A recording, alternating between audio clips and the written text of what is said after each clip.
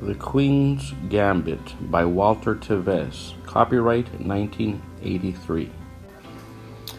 Chapter 1. Beth learned of her mother's death from a woman with a clipboard. The next day her picture appeared in the Herald Leader. The photograph taken on the porch of the gray house on Maplewood Drive showed Beth in a simple cotton frock. Even then, she was clearly plain. A legend under the picture read, "Orphaned by yesterday's pileup on New Circle Road. Elizabeth Harmon surveys a troubled future." Elizabeth 8 was left without family by the crash, which killed 2 and injured others. At home alone at the time, Elizabeth learned of the accident shortly before the photo was taken. She will be looked after, authorities say. In the Methuen home in Mount Sterling, Kentucky, Beth was given a tranquilizer twice a day. So were all the other children, to even their dispositions. Beth's disposition was all right, as far as anyone could see, but she was glad to get the little pill. It loosened something deep in her stomach and helped her doze away the tense hours in the orphanage. Mr. Ferguson gave them the pills in a little paper cup, along with the green one that evened the disposition. There were orange and brown ones for building a strong body. The children had to line up to get them. The tallest girl was the black one, Jolene. She was 12. On her second day, Beth stood behind her in vitamin line, and Jolene turned to look down at her, scowling. "You a real orphan or a bastard?"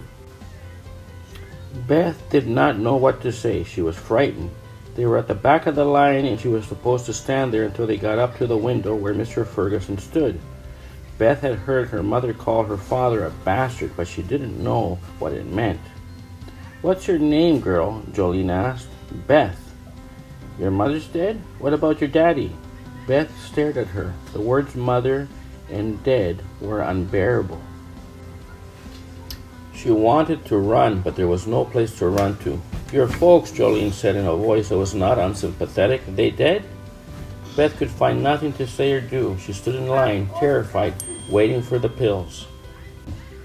"You're all greedy cocksuckers!" It was Ralph in the boys' ward who shouted that.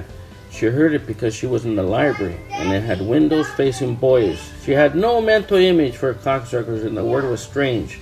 But she knew from the sound of it that they would wash his mouth out with soap. They'd done it to her for damn, and Mother had said damn all the time. The barber made her sit absolutely still in the chair. "If you move, you might just lose an ear." There was nothing jovial in his voice. Beth sat as quietly as she could, but it was impossible to keep completely still. It took him a very long time to cut her hair into the bangs they all wore. She tried to occupy herself by thinking of that word, cocksucker. All she could picture was a bird, like a woodpecker. But she felt that was wrong. The janitor was fatter on one side than on the other. His name was Shable, Mr. Shable. One day she was sent to the basement to clean the blackboard erasers by clumping them together, and she found him sitting on a metal stool near the furnace, scowling over a green and white checkerboard in front of him. But where the checkers should be, there were little plastic things in funny shapes. Some were larger than others. There were more of the small ones than any of the others. The janitor looked up at her, and she left in silence. On Friday, everybody ate fish, Catholic or not. It came in squares, breaded with a dark brown, dry crust, and covered with a thick orange sauce like bottled French dressing. The sauce was sweet and terrible, but the fish beneath it was worse. The taste of it nearly gagged her. But you had to eat every bite, or Mrs. Deerdorf would be told about you, and you wouldn't get adopted. Some children got adopted right.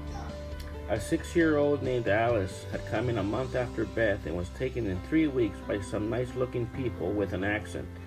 They walked through the ward on the day they came for Alice. Beth had wanted to throw her arms around them because they looked happy to her, but she turned away when they glanced at her.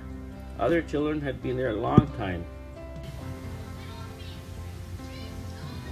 and knew they would never leave. They called themselves lifers. Beth wondered if she was a lifer. Gym was bad, and volleyball was the worst. Beth could never hit the ball right. She would slap it fiercely or push it with stiff fingers. Once she hurt her finger so much that it swelled up afterward. Most of the girls laughed and shouted when they played, but Beth never did. Jolene was the best player by far.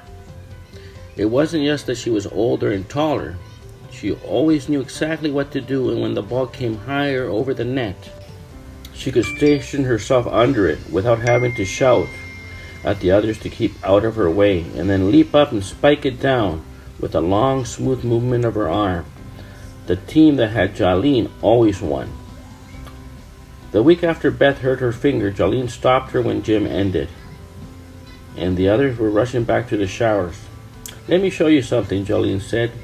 She held her hands up with the long fingers open and slightly flexed. "You do it like this." She bent her elbows and pushed her hands up smoothly, cupping an imaginary ball. "Try it." Beth tried it awkwardly at first. Jolene showed her again, laughing.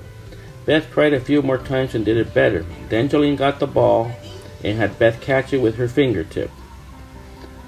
After a few times, it got to be easy.